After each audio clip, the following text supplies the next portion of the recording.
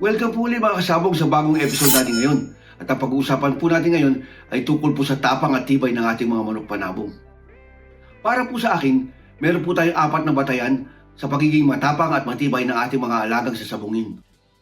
Ang una po sa lahat at pinakamahalaga ay ang bloodline o ang linyada na kinabibilangan ng ating mga manok panabong.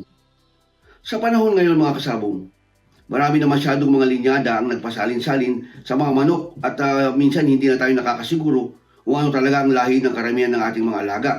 Maliban na lang kung nakabili kayo ng mga materyales sa mga maalam at matsatsagang mga breeders na nagbubuhos ng panahon sa pagpupuro ng kanilang palahi.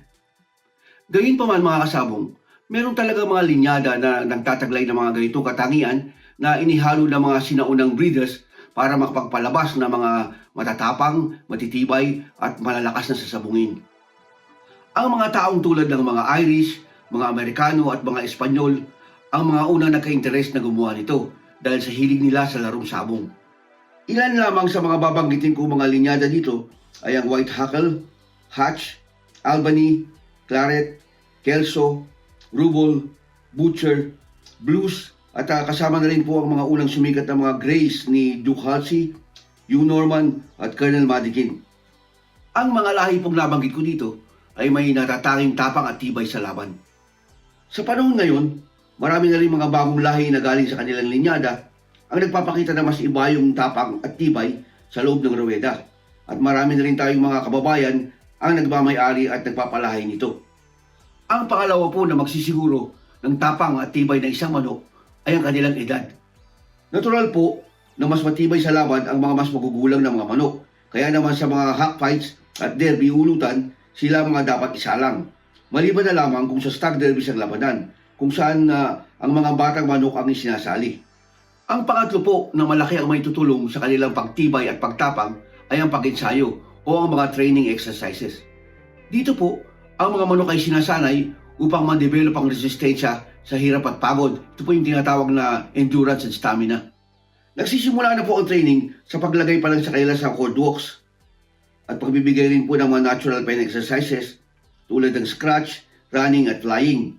Kasama rin ang mga supervised training na tulad ng kahig, sampi, catch-cock, kaunting himas at pati na rin ang mga sparring o bitaw. Ang mga training po na ito ang magpapalakas sa kanilang mga buto at laman upang mas tumagal at tumibay sila sa aktwal na laban. Ang pang-apat po ay ang paggamit ng mga tama at mabibisang gamot na magpapalusog at magpapatibay sa kanila bago at pagdating sa araw ng laban. Sa pagpasok pa lamang po ng pre-conditioning stage hanggang sa pagdating ng araw ng laban, meron po mga angkop na gamot na maaari natin gamitin upang makadagdag sa tapang at tibay ng ating mga panlaban. Ang mga gamot po na gagamitin natin dito ay dapat na makapagpalusog ng kabuuang katawan, lalong-lalo na po yung dugo ng ating mga panlaban. Meron din pong mabisang gamot na ginagamit natin sa pagbiyahe ng ating mga panlaban mula sa farm papunta sa sabungan. At meron din pong mga gamot na ginagamit sa araw ng laban na nakakapagpa-alerto, nakakadagdag ng resistensya at tibay sa patuloy na pagkilos sa pakikipaglaban at nakakadagdag sa tibay sa mga sugat. Bagamat meron po talaga mga dahilan kung bakit may mga manok na nangangayaw o tumatalikod sa laban tulad ng mga manok na naglulugod at masakit ang katawan, yung mga nadala sa sakit nung bata pa o sa dami ng masakit na sugat na sa mga nakaraang laban, sobrang ilap, hindi sanay sa tao at sa ingay, at syempre po may mga manok talaga na sadyang duwag, iba pa rin po yung mga manok na malulusog at laging nakahanda sa laban. Isang paalala lang po mga kasabong, lalo na po doon sa mga handlers o yung mga naghahanda ng mga manok panlaban, na lagi po silang maagap at matalas sa pagtingin sa ilang mga manok kung ito'y maganda ang pakiramdam at walang nararamdamang kakaiba, lalo na po yung may mga sakit na nararamdaman, na bago po sila isalang sa loob ng ruweda, dapat sila ay nasa kondisyon at malulusog para po masiguro na lalaban sila ng tikdikan sa loob po ng ruweda. Mga kasabong, wala po muna tayong trivia ngayon at gusto ko lang bigyan ng pansin yung isa pong vlogger o YouTuber na ginamit po yung episode natin na Practical Breeding for Winning Lines. At ikinumpara pa tayo sa isang resource person na si Joey C. Kaibigan po natin yon at madalas ko po kasama yun nung kasalukuyan nag-host pa ako ng Pilipinas Sabong Sports at saka ng Sabong TV. Wala naman po masama sa pinalabas na video ng YouTuber na Sabong Pinas. Dahil dito naman po ay nagtatanong lang siya at dahil nga bagito pa at gusto niya rin malaman kung ano ang talagang tama. At ang nangyari lang ay hindi niya naintindihan yung episode na ipinakita niya. Kaya gusto ko po sana explica kung ano yung sinasabi ko doon sa video.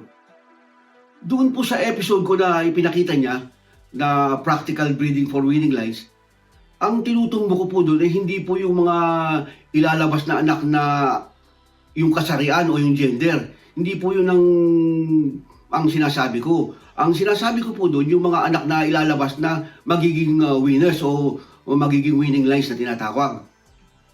Doon po sa episode ko na yun na ipinakita niya na itinuturo ko o sinasabi ko base sa aking sariling opinion at sa matagal na karanasan sa pagmamanok, ay nabanggit ko pagdating sa positive dominant character traits o yung mga gandang kaugalian na ipinamamana ng mga magulang sa anak, ay sinabi ko po na kadalasan karamihan ng magandang ugali ay namamana sa inahin.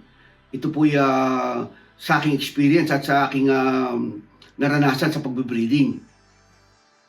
So inuulit ko po, sa episode ko po yun na pinakita niya, hindi ko po doon tinutumbok yung kasarian o yung gender na magiging resulta sa pagbreeding. Ang tinutumbok ko po doon yung mga magagandang kaugalian na ipamamana ng mga magulang sa mga anak na maaaring makaproduce ng winning lines o yung mga mananalong lahi. Mga kasabong, para malaman nyo na rin po na ang malaking nagpakumbinsi sa akin para masabi ko na sa inahin ang gagaling yung magagandang kaugalian na pakikinabangan sa pagsabong at naipapasa sa mga anak, lalo na po sa tandang na ating inilalaban, ay dahil po sa isang eksperimento ko nung college pa po ako. At ngayon po ay 62 na ako. At noon po ay meron po akong Colonel Madigan Gray na imported. Isa pong broodcock at isang broodhen na magkapatid. Pure siblings, ibig sabihin magkapatid na buo. So ang ginawa ko po noon para makumbinsi ako, humanap po ako ng pula, yung dalusapi na Tagalog o native na tandang at native na inahin, yung magkapatid din para parehong magkapatid. Hindi magkakalayo ang resulta at siguradong hindi lalabas ang lahi nila na dun lang sa breeding na yun, sa breeding pair na yun. Tapos ikidros ko po yung broodcock na imported na gray dun sa native na pulang inahin. At yun naman pong imported na broodhen na gray dun sa tandang na native o yung Tagalog. At ang resulta po, lumabas na mas magaganda, mas magagaling, at mas maraming gray na kulay yung anak po nung broodhen na imported dun sa tandang na native. Kesa po dun sa tandang na, sa broodcock na gray na imported na ikidros ko naman dun sa native na inahin. Sa makatuwid po, lumalabas na kahit mistiso lang sila, mas magaganda po at mas magagaling yung inilabas nung cross nung imported na gray na inahin doon sa tandang na native kaysa doon sa isa. Kaya yun po, maliwanag po na nagpatunay sa akin sa pagkakataon ng breeding ko na yun na mas magaganda po yung inilabas ng inahin.